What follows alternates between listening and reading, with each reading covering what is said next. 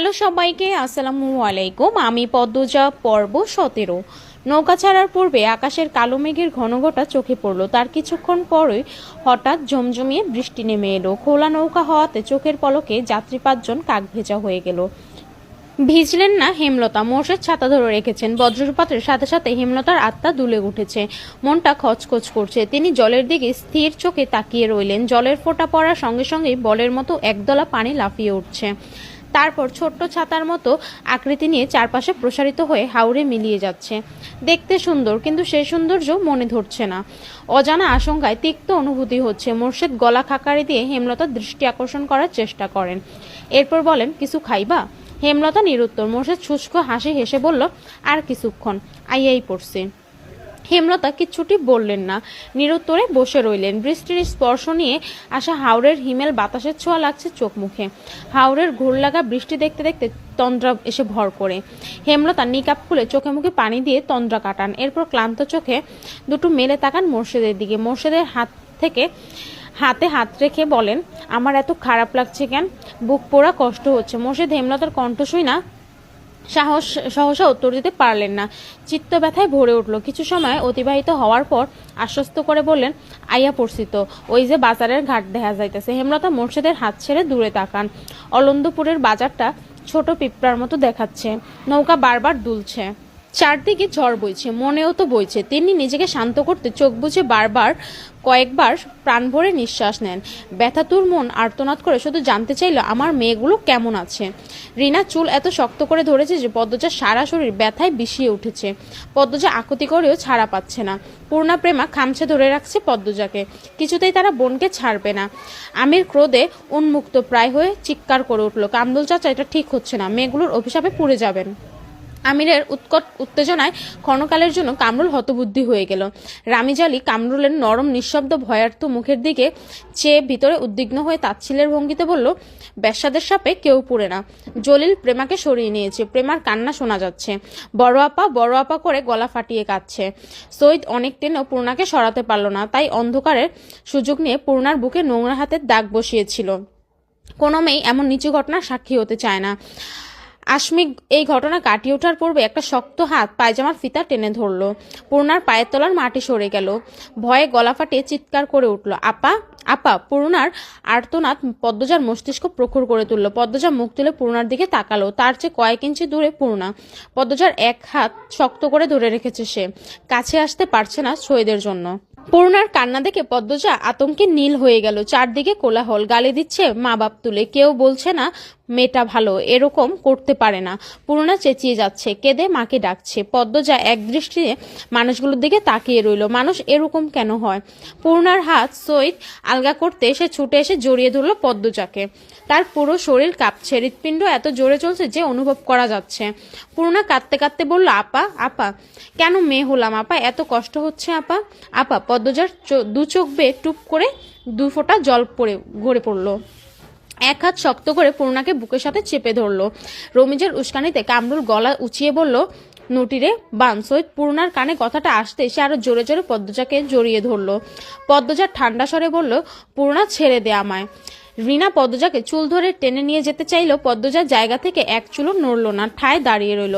পূর্ণাকে ফিসফিসিয়ে বলল, বেঁচে থাকলে সব উসুল হবে, ছেড়ে দে।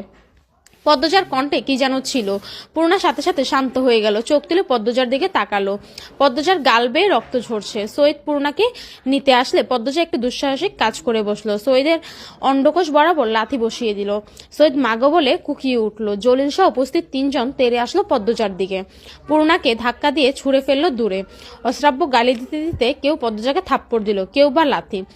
2-3 জন গ্রামবাসীর মনে মায়া উদয় হলো। ছুটে আসলো পদ্মজাকে বাঁচাতে। প্রান্ত ভয়ে চুপসে গিয়েছিল। পদ্মজাকে কাদায় ফেলে মারতে দেখে দৌড়ে আসে। জলিলের হাতে শরীরের সব শক্তি দিয়ে কামড় দিল। জলিল প্রান্তের কান বরাবর থাপ্পড় বসাতে প্রান্তের মাথা ভন ভন করে উঠল। পরিস্থিতি বিগড়ে যেতে দেখে কামরুল হতবুদ্ধি হয়ে পড়েন। মনে মনে বেশ ভয় পান।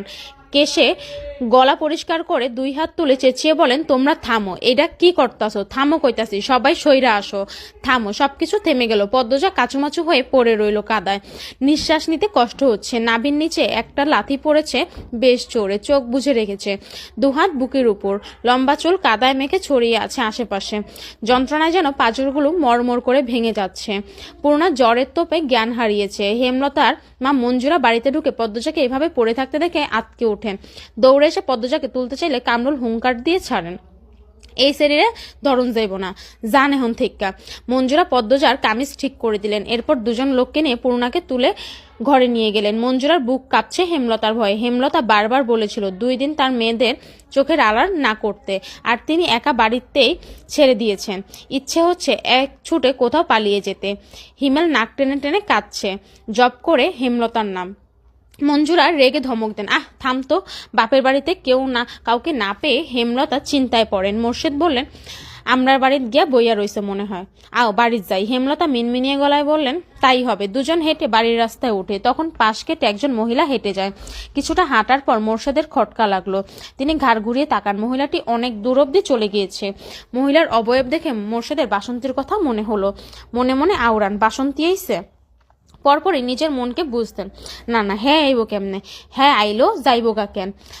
আর মাথা ঘামালেন না মোর্শেদ। হেমলতার বুক দুরু দুরু করছে, ঠান্ডা বাতাস বইছে, তবু তিনি ঘামছেন অজানা আশঙ্কায়। বাড়ির কাছাকাছি এসে তিনি দেখতে পেলেন মাতবরকে। মাতবরের সাথে আরো 2জন ব্যক্তি। এছাড়া বাড়ির সামনে মানুষের ভিড়ও দেখা যাচ্ছে। হেমলতার হৃৎপিণ্ড যেন থমকে গেল। মেরুদণ্ড ছেড়ে বরফের ন্যায় ঠান্ডা কিছু একটা ছুটে গেল। তিনি নিঃশ্বাস বন্ধ রেখে ছুটতে থাকেন। পিছলাকে পড়ে যেতে গিয়েও নিজেকে সামলে নেন। হেমলতার দৌড় দেখে মোর্শেদ অবাক হন। প্রশ্ন করেন, তুমি দৌড়াইতেছো কেন? হেমলতা প্রশ্নটি শুনলেন না। নিকাব বাতাসের দমকে উড়ে পড়ল দূরে।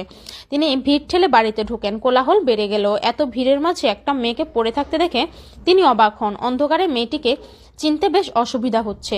তিনি আঙুল তুলে বিড়বিড় করেন, মেয়েটাকে? হেমলতার প্রশ্ন কারো কান অবধি গেল না।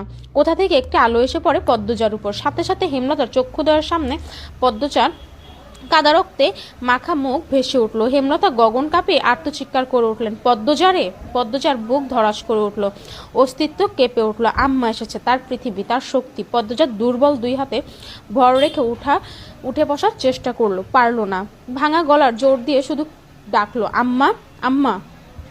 হেমলতার পৃথিবী থমকে গিয়েছে। বিধ্বস্ত পর্দাহীন কাদা রক্তমাখা পদ্মজাকে দেখে বিশ্বাস হচ্ছে না এটা তার মেয়ে। তিনি দ্রুত নিজের বোরখা খুলে পদ্মজাকে ঢেকে বুকের সাথে জড়িয়ে ধরেন। অসহনীয় যন্ত্রণায় যেন কলিজা বেরিয়ে আসছে তার সোনার কন্যার একই রূপ। কে করলো? কাপা কণ্ঠে বললেন, পদ্ম, আমার পদ্ম। হেমলতার বুকে মাথা রেখে পদ্মজা হাউমাউ করে কেঁদে উঠল, বলল, আম্মা, আম্মা। হেমলতা পদ্মজাকে আরো জোরে চেপে ধরেন বুকের সাথে। দৃষ্টি অস্থির, বুক হাপড়ের মতো উঠানামা করছে। মোর্শেদ বাড়িতে ঢুকে উঁচা গলায় বলেন, এখানে এত মানুষ কেন? মাতবর মিয়া, আপনি এখানে কেন? কি হয়েছে? প্রান্তপ্রেমা দৌড়ে এসে মোর্শেদকে জড়িয়ে ধরল। 2জন ভয়ে কাঁদছে, কিন্তু কান্নার শব্দ হচ্ছে না। মোর্শেদ বিস্ময়ে গেল। মাতবর মজিদ গম্ভীর কণ্ঠে কামরুলকে প্রশ্ন করেন, মেয়েটার এই অবস্থা কারা করেছে? এটা কি নিয়মের মধ্যে পড়ে? কামরুল মাথা নিচু করে রেখেছেন। মিনমিনিয়ে গলায় বললেন, আমি সিলিন্ডারে মারতে কই নাই। জলিল, সৈয়দ আর মঞ্জুর স্যারায় নিজ ইচ্ছায় মারছে। আপনি আটকাইলেন না? আটকাইছি বললেই মাইয়াটা বাচ্চা আছে, আর এমন নটিদের বাঁচার অধিকার নাই। থামেন মিয়া, কার কি শাস্তি হবে সেটা আমার দায়িত্ব, আপনার না। সৈয়দ, জলিল আর মজনুর ছেলেকে তো দেখা যাচ্ছে না। আগামীকাল তাদের আমি মাঠে দেখতে চাই। কামরুল মাথা নিচু করে রাখলেন। মজিদ হাওলাদার ভারী সৎ এবং নিষ্ঠাবান মানুষ। গ্রামের মানুষদের 2 হাতে আগলে রেখেছেন। পুরো অলন্দপুরের মানুষ মজিদকে ফেরেশতা সমতুল্য ভাবে। 25 বছর ধরে অলন্দপুরে সামলাচ্ছেন তিনি। গুড়ি গুড়ি বৃষ্টি পড়ছে। অন্ধকার গাঢ় থেকে গাঢ়তর হচ্ছে। হেমলতা কিছুতে এই হিসাব মিলাতে পারছেন না। অনেক বছর আগের ঘটনার এই ঘটনার হুবহু এরকম কি করে হলো? তিনি নিজের ভিতর একটা হিংস্র প্রচুর উপস্থিতি অনুভব করছেন। কামরুলের মুখ থেকে শোনা 3টা নাম মস্তিষ্কে নাড়া দিচ্ছে প্রচন্ডভাবে, সৈয়দ, জলিল আর মজনুর ছেলে। মজিদ সবাইকে উদ্দেশ্য করে বললেন, আগামীকাল সবাই স্কুল মাঠে চলে আসবেন। মিয়া মোর্শেদ মেয়ে নিয়ে আলো ফুটতে চলে আসবেন। এই বাড়ি পাহারায় থাকবে মদন আর আলী। আমার ছেলেকে আমি নিয়ে যাচ্ছি, ঠিক সময় সে উপস্থিত থাকবে। এই ছিল আমাদের আজকের পর্ব। আমরা নেক্সট পর্ব নিয়ে আস্তে আস্তে। ভালো থাকবেন সবাই। আল্লাহ হাফিজ সবাইকে।